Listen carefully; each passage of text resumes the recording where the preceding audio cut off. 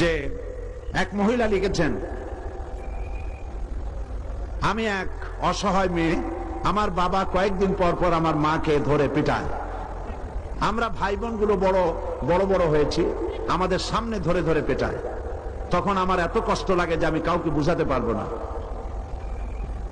আমার প্রশ্ন হচ্ছে, এই ধরনের বাবাদের উদ্দেশ্যে কিছু বলবেন কি? আমার মাকে ধরে যখন মারে তখন আমার মার কি যে কষ্ট হয় আমরা অনেক বুঝিয়েছি, আমাদেরকে ধরে উল্টো বকাবকি করে। এটি একটি অত্যন্ত পীড়াদায়ক কথা। আমি আজকের এই মাহফিলে যত পুরুষ এসেছেন সমস্ত পুরুষদের কাছে আমি বিনীতভাবে এই কথা বলতে চাই, আপনার স্ত্রী আপনার দাসী নয়। বিশ্বাস করুন, আপনার স্ত্রী আপনার গোলাম নয়। রাসূলুল্লাহ বলেছেন, সেই ব্যক্তি উত্তম যে তার স্ত্রীর কাছে উত্তম। আমি আমার স্ত্রীদের কাছে উত্তম ব্যক্তি, বলেছেন মুহাম্মদ রাসূলুল্লাহ সাল্লাল্লাহু আলাইহি ওয়াসাল্লাম। আপনি যে আপনার স্ত্রীর এত পিটাইতেছেন, আপনি মরার পরে আপনার স্ত্রী আপনার সম্পর্কে কি সাক্ষী দেবে? সাক্ষী দেওয়ার কোন পথ রাখছেন? আমি ভাইদেরকে আরজ করব, আমি আপনাদেরকে বিনীতভাবে বলতে চাই, আপনি যাকে বিয়ে করেছেন আপনার বিবাহিত স্ত্রী আপনার দাসী নয়, আপনার খরিদা গোলাম নয়, আপনার বন্দী নয়। আপনার স্ত্রী, স্বামী আর স্ত্রী দুজন সমান। আপনি বিবাহ করে বাহাদুর হন নাই, বড় লাট হন নাই। খবরদার স্ত্রীর গায়ে হাত তুলবেন না, প্রহার করবেন না।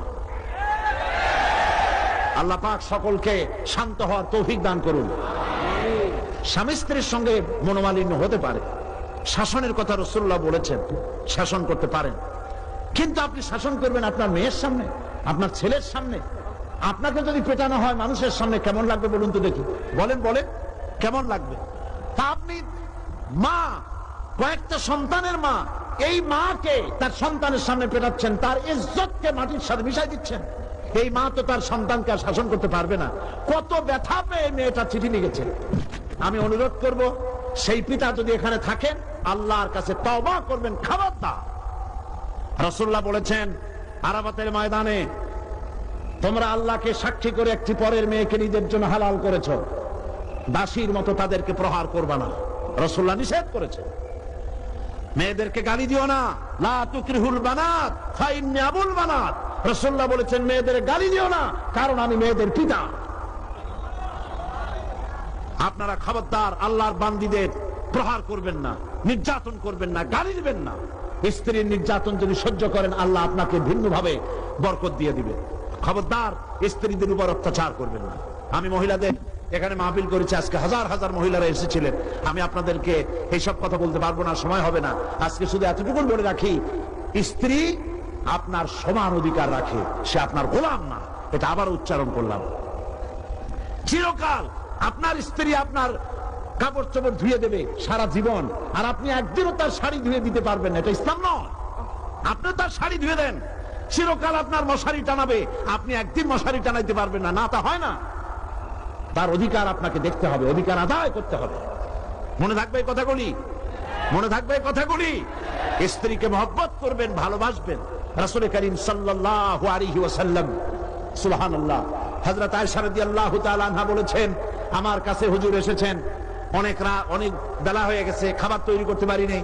হুজুর এসে রাগ করেন নাই, বরং আমার কাছে বসে তিনি রান্না গুছিয়ে দিয়েছেন, তরকারি কুটে দিয়েছেন, রুটি বেলে দিয়েছেন, না হয় রুটি সেকে দিয়ে আমাকে রান্নার কাজে সহযোগিতা করেছেন। বিশ্বনবী মুহাম্মদ রাসূলুল্লাহ সাল্লাল্লাহু আলাইহি ওয়াসাল্লাম। তুমি কোন বড় লাগবো?